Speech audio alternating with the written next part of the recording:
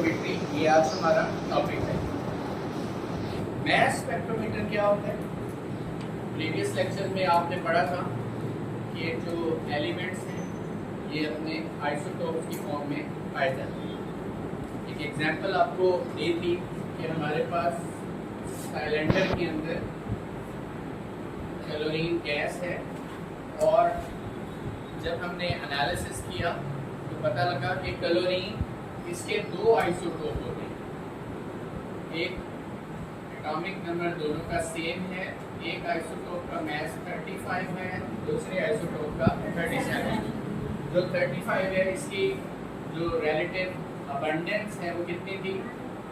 75.53% और इसकी कितनी थी? 24.47%। यानी एनालिसिस हमें बता रहे हैं कि जो क्लोरीन है इसके कितने आइसोटोप्स हैं? दो आइसोटोप्स हैं और दोनों के हमें मैसेज भी पता है और दोनों की हमें परसेंटेज भी पता है। सिमिलरली हमारे पास एक सैंपल है, इसमें कौन सी गैस है? नियॉन। अब नियॉन के आइसोटोप्स कितने हैं? नंबर ऑफ आइसोटोप्स कितने हैं पता नहीं, उनके मैसेज कितने हैं ये भी मालूम करना है और उनकी आपस में परसेंटेज कितनी है ये भी मालूम। तो किसी भी सैंपल के अंदर उस एलिमेंट के कितने आइसोटोप्स हैं इसको मालूम करने के लिए हम आज यूज करते हैं मॉडर्न स्पेक्ट्रोमीटर, मॉडर्न मास स्पेक्ट्रोमीटर। इससे पहले जो एलिमेंट्स हैं इनकी जो आइसोटोपल या आइसोटोपिक एनालिसिस करते थे उसमें यूज करते थे हम पहले एस्टन्स और डैम्स्टर मास स्पेक्ट्रोमीटर।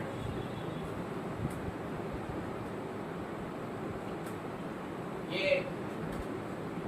पुराने मास स्पेक्ट्रोमीटर्स हैं। एस्टन का जो स्पेक्ट्रोमीटर, जैसे आपने देखा होगा कि पुराने दौर में जो फोन होते थे वो तार वाले होते और उसके बाद फोन क्या आ गए? वो कॉर्डलेस आ गए और आज में टच मोबाइल। तो वक्त के साथ साथ टेक्नोलॉजी क्या हुई? इम्प्रूव हुई। ये पुराने मास स्पेक्ट्रोमीटर्स थे।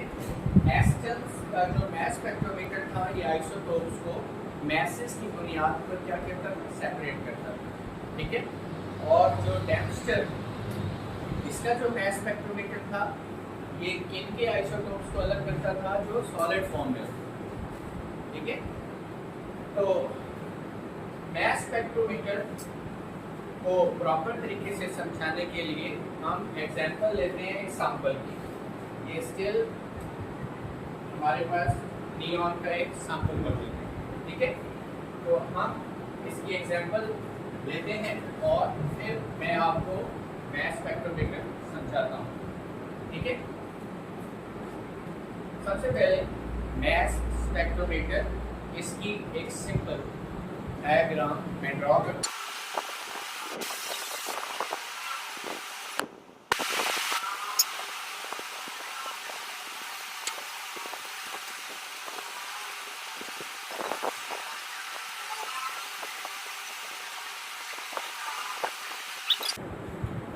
डायग्राम है, स्केच है इसका मॉडर्न मास स्पेक्ट्रोमीटर, ठीक है। हमने इसके अंदर क्या करना है स्टूडेंट्स? हमने किसी भी सैंपल के उसके आइसोटोपिक एनालिसिस करते हैं।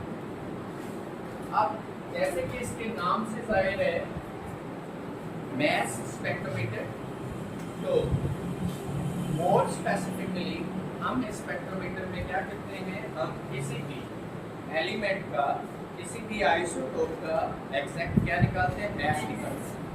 मिसाल के तौर पे नियॉन के आइसोटोप्स हैं, अब उनमें किस आइसोटोप का मास क्या है तो वो हम इस मास स्पेक्ट्रोमीटर से मालूम करते हैं। इसीलिए इसका नाम क्या है? मास स्पेक्ट्रोमीटर। अब हमारे पास सैंपल हो सकता है किस फॉर्म में? गैस की फॉर्म में हो सकता है, या फिर हमारे पास सॉलिड की फॉर्म में हो सकता है, या फिर हमारे पास लिक्विड की फॉर्म में।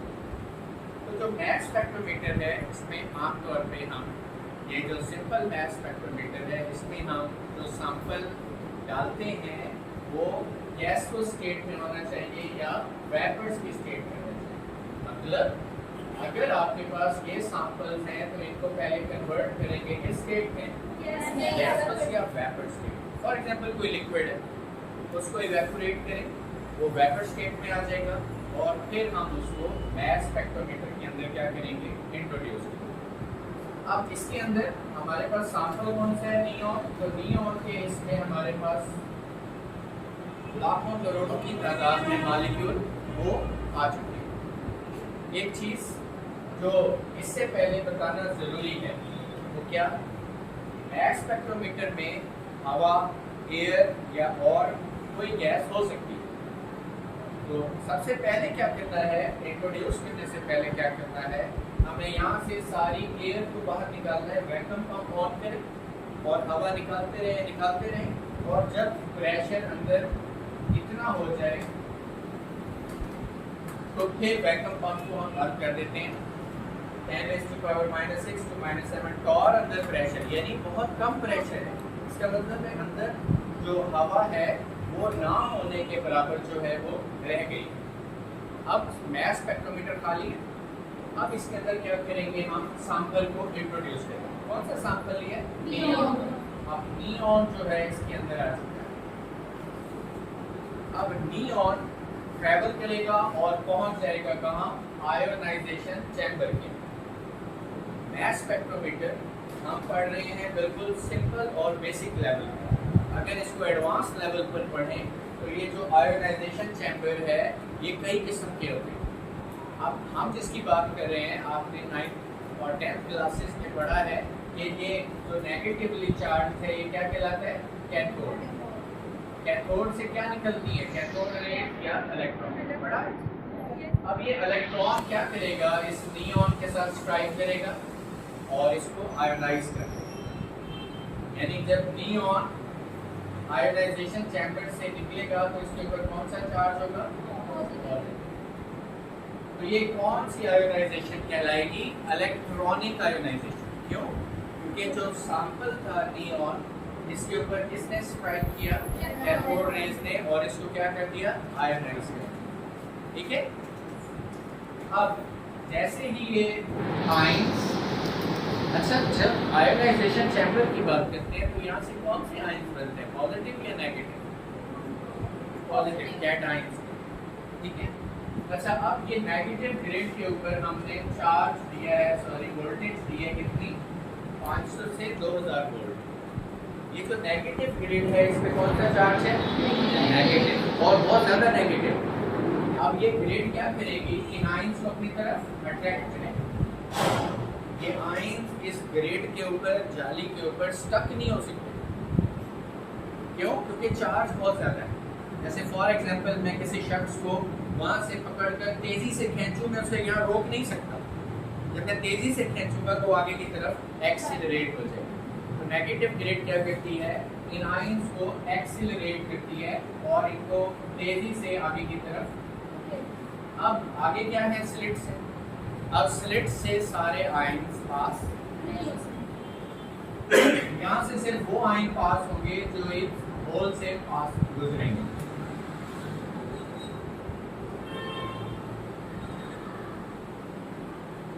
अब ये जो स्लिट है इसका मकसद क्या है, इट अलाउज, ये करती है स्मूथ फ्लो ऑफ आयन। ये आयंस को क्या करती है, स्मूथली फ्लो करती है।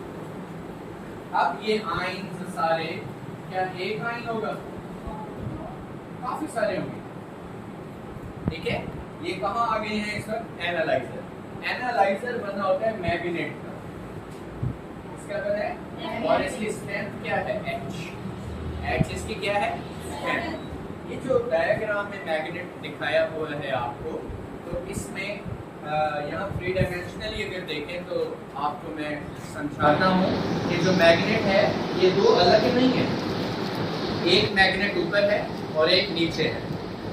ठीक है। ये एक नीचे है और एक ऊपर, इनके दरमियान से आयंस ने आना है। दोबारा देखें, ये दो अलग ब्लॉक की तरह नहीं है। मिसाल के तौर पे ये देखें, ये एक मैग्नेट है और ये दूसरा, और नियॉन आयंस इनके दरमियान से है, ठीक है। अब ये मैग्नेट जो है इसको हम क्या कह रहे हैं, एनालाइजर, ठीक है। आपने पढ़ा है कि जब ये चार्ज पार्टिकल इसमें आएंगे, इसमें एनालाइजर में, तो जो एनालाइजर है वो क्या करेगा, इनको अब नियॉन के अंदर जितने आइसोटोप्स हैं इन तीनों को ये सेपरेट कर देगा। सेपरेट किस तरह करेगा कि इनको सर्कुलर पाथ की शक्ल में, अब एक आइसोटोप ये है, दूसरा आइसोटोप ये है और तीसरा आइसोटोप ये है, इनको सर्कुलर पाथ की शक्ल के अंदर वो कहाँ, डिटेक्टर के ऊपर भेज देगा, सही है। अब जब आप किताब खोल कर देखेंगे, आपकी जो टेक्स्ट बुक है उसके अंदर ये सर्कुलर पाथ दिखाए नहीं हुए, उन्होंने जस्ट सिंपल लाइंस लगाई। तो मैं क्या कहता हूँ, दोनों चीजें क्लियर करने के लिए आपको, आप नियॉन के कितनी आपको लाइंस मिली, कितने सर्कुलर पाथ मिले, इसका मतलब है नियॉन के आइसोटोप्स कितने हैं, यानी इस सैंपल में नियॉन के आइसोटोप्स की तादाद कितनी आ गई। कैसे पता लगा, आपको एनालाइजर से 3 किस्म के वो सर्कुलर पाथ्स मिले हैं और ये नियॉन के आइसोटोप्स 3 थे, इनको किसने सेपरेट किया, एनालाइजर, मैग्नेट ने सेपरेट किया। अगला सवाल ये है, सर मैग्नेट ने सेपरेट किस बेस के ऊपर किया, ठीक है। अब आपको पता है ये नियॉन कैटाइन चार्ज पार्टिकल है, इसकी एक specific mass to charge ratio, ठीक है। हर चार्ज आयन की एक मास टू चार्ज रेशियो होती है, सही है। अब नियॉन के कितने आइसोटोप्स हैं, 3। अब तीनों के ऊपर चार्ज सेम है, सेम है। क्या तीनों का मास सेम होगा, आइसोटोप्स के मैसेज सेम नहीं होगा। जब तीनों का मास सेम नहीं है तो m/e यानी मास टू चार्ज रेशियो क्या ये सेम होगी। तीनों जो आइसोटोप्स हैं नियॉन के, तीनों का मास सेम नहीं होगा। जब मास सेम नहीं है तो तीनों की m/e वैल्यू भी सेम नहीं होगी, ठीक है। m/e mass to charge ratio निकालते कैसे हैं, ये फार्मूला है। h क्या है, मैग्नेटिक फील्ड की स्ट्रेंथ, और r क्या है, radius of this circular path. ये देखिए, अब ये दो पाथ्स बना रहे। अब जो लाइटर आयन है, जो लाइटर क्या है, आइसोटोप, हल्का आइसोटोप, उसका रेडियस छोटा है, कम है, और जो बड़ा हैवियर आइसोटोप है उसका रेडियस क्या है, ज्यादा, ठीक है। तो अब जो मास टू चार्ज रेशियो है, इसकी बेस के ऊपर एनालाइजर आइसोटोप को क्या कर देगा, सेपरेट कर देगा, ठीक है। अब जो आइसोटोप्स हैं ये किसके ऊपर आकर गिरेंगे, डिटेक्टर पे, सही। आपने देखा है जब पानी ऊपर से नीचे की तरफ आता है तो उससे बिजली बनाई जा सकती है, क्योंकि उसमें पोटेंशियल होता है, ठीक है। जब ये आयन या आइसोटोप्स एनालाइजर से डिटेक्टर के ऊपर फॉल करेंगे तो ये स्लाइड करंट पैदा करेंगे, ठीक है। स्लाइड से क्या पैदा करेंगे, करंट पैदा करेंगे, ठीक है। हम उस करंट को नोट कर लेंगे, उस करंट को क्या कर लेंगे, नोट। अब एक बात बताएं, वो आइसोटोप्स जिसकी परसेंटेज ज्यादा होगी, यानी जो ज्यादा होगा, ठीक है, परसेंटेज में, तो वो करंट ज्यादा पैदा करेगा या कम, ज्यादा पैदा करेगा। The isotope which is abundant, which is relatively abundant, produce more current, तो वो ज्यादा करंट पैदा करेगा। तो यहाँ इंटेंसिटी करंट की क्या होगी, ज्यादा, क्योंकि ये वाला आइसोटोप ज्यादा होता है। अब आप कहेंगे सर ये कैसे ज्यादा होता है, मैं उसी की तरफ अब लेक्चर को लेकर आ रहा हूँ, ठीक है। अब नियॉन सैंपल इंट्रोड्यूस किया, आइंस में चेंज हुआ, आइंस एक्सेलरेट हुए, एनालाइजर ने अलग कर दिया, आपको 3 लाइंस मिली। 3 क्यों मिली? क्योंकि नियॉन के 3 आइसोटोप। ऐसा सैंपल एलिमेंट जिसके 2 आइसोटोप हो, कितनी लाइंस मिलेंगी? 2। और जिसका 1 आइसोटोप हो, उसे 1 लाइन मिलेगी। ठीक है, ओके। अब होगा क्या कि ये यहाँ करंट हमने नोट कर लिया, ठीक है। अब ये करंट, ये जो सारा प्रोसेस है, ठीक है, ये जो सारा प्रोसेस है, इसको हमने कार्बन 12 आइसोटोप के साथ क्या करना है? रिपीट करना है।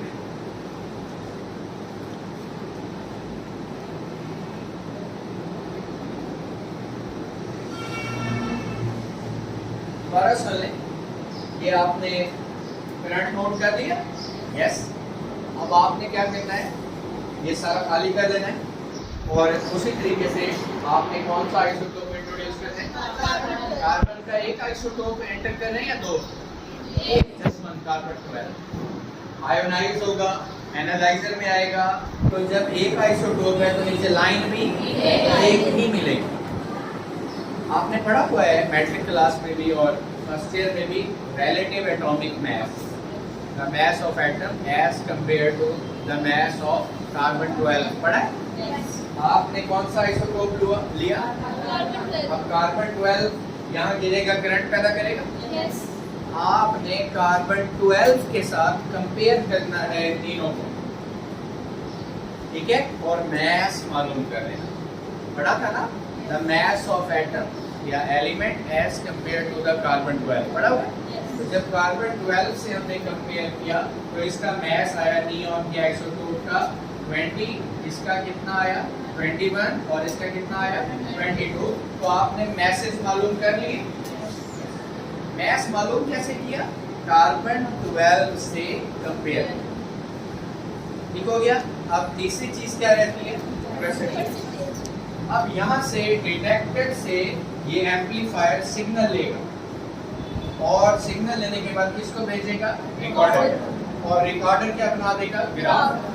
बिल्कुल उसी तरह जिस तरीके से इलेक्ट्रोड्स बॉडी के ऊपर लगाए जाते हैं और बॉडी से सिग्नल्स, वो एक खास किस्म की मशीन होती है जिसको आप कहते हो ECG मशीन, उसके अंदर बॉडी से सिग्नल जाते हैं और ग्राफ आ जाता है जिसको आप ECG कहते हैं, दिल की धड़कन का। तो सेम काइंड ऑफ प्रिंसिपल मैं यहाँ कह सकता हूँ कि यहाँ से सिग्नल्स लिए जाते हैं और उन सिग्नल्स को रिकॉर्ड किया जाता है। अब ये सिग्नल्स क्या है? अभी आपको बताया है। अब इनमें से 3 आइसोटोप, उसमें से जो ज़्यादा आइसोटोप होगा, मोर अबंडेंट होगा, ठीक है, परसेंटेज में ज़्यादा होगा, क्या वो ज़्यादा करंट पैदा करेगा? yes. अब वो सिग्नल जब आए तो हमें पता लगा 3 आइसोटोप हैं ग्राफ में, उनके मैसेज ये आ गए। तो जब हमने देखा ये 0%, ये 50% और ये कितना है, तो जो 20 वाला आइसोटोप था इसकी परसेंटेज थी 90.92%, यानी 100 है ना टोटल, 100 में से 90.92 ये है और 21 वाला बिल्कुल थोड़ा सा 0.257% और जो 22 वाला है ये 8.82%। 3 आइसोटोप हैं तो सबसे ज्यादा आइसोटोप कौन सा है? 20 वाला। तो 20 वाला आइसोटोप सबसे ज्यादा करंट पैदा करेगा। और इनमें लाइटर कौन सा है? 20 वाला या 22 वाला? 22 वाला हैवियर होता है, 20 वाला लाइटर हल्का। मैस है ना 20 वाला लाइटर है। अभी आपको बताया जो लाइटर आइसोटोप होता है उसका रेडियस कम होता है, उसकी m/e वैल्यू कम होगी तो रेडियस भी कम, और जो हैवियर आइसोटोप है उसका रेडियस ज़्यादा होगा। सही है। और एक छोटी सी बात, अगर हम इलेक्ट्रिक पोटेंशियल बढ़ा दें, करंट बढ़ा दें तो रेडियस भी बढ़ जाता है, ठीक है, रेडियस भी क्या हो जाता है? बढ़ जाता है। अब देखें परसेंटेज भी आ गई, यस। तो नियॉन के कितने आइसोटोप हैं? 3। 10, तीनों का एटॉमिक नंबर सेम है। एक का मैस कितना निकला?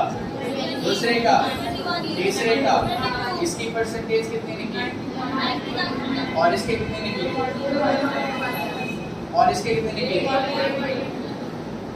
आपको लेक्चर शुरू होने से पहले एग्जांपल दी थी और हमने मॉडर्न मास स्पेक्ट्रोमीटर से नियॉन के एनालिसिस किए और हमें नियॉन का ये तमाम डाटा हासिल हो गया। तो मास स्पेक्ट्रोमीटर में ये एक सिंपल प्रेजेंटेशन है किस तरीके से आइसोटोप्स और उनके मैसेज को, उनकी परसेंटेज को हम डिटेक्ट करते हैं। ठीक है, इसमें अगर इसको एडवांस लेवल पर पढ़ें तो ये जो आयोनाइजेशन सैंपल है, there are many methods we can use to ionise the sample elements, और इसी तरह एनालाइजर भी कई किस्म के होते हैं, डिटेक्टर्स भी। तो ये एक सादा सा मास स्पेक्ट्रोमीटर है। आई होप कि आपको ये अच्छे तरीके से समझ आ गया हो। At the and let me repeat all what I have taught. मैंने जो पढ़ाया है उसे एक नज़र फिर बताता हूँ। मास स्पेक्ट्रोमीटर में हम किसी भी आइसोटोप का एग्जैक्ट मास मालूम करते हैं। इसके लिए सबसे पहले हम क्या करते हैं, वैक्यूम पंप ऑन करके अंदर का प्रेशर कम कर लेते हैं इतना, और उसके बाद सैंपल को इंट्रोड्यूस करते हैं गैसोस या वेपर स्टेट में। सैंपल आयोनाइज होता है, पॉजिटिव आयन बनते हैं, नेगेटिव ग्रेड उनको एक्सेलरेट करती है और वो आयंस कहाँ आते हैं, मैग्नेट के अंदर। मैग्नेट उन्हें सेपरेट कर देता है किस बेस के ऊपर, मास टू चार्ज रेशो के base. Mass to charge ratio किस तरह कैलकुलेट करते हैं, ये फार्मूला है h²r²/2a। तो जब मैग्नेट से ये पास होते हैं आयंस तो सर्कुलर पाथ, तीनों सर्कुलर पाथ एक्वायर कर लेते हैं। ठीक है, और मैग्नेट इनके ये दो अलग नहीं होते बल्कि these ions passes between the magnet. उसके बाद एम्पलीफायर से रिकॉर्डर, और रिकॉर्डर हमें ग्राफ दे देता है और इनके जो एग्जैक्ट मैसेज हैं ये मालूम किससे करते हैं, पूरा प्रोसेस हम कार्बन 12 आइसोटोप से रिपीट करते हैं। This is all about mass spectrometer. Thank you very much.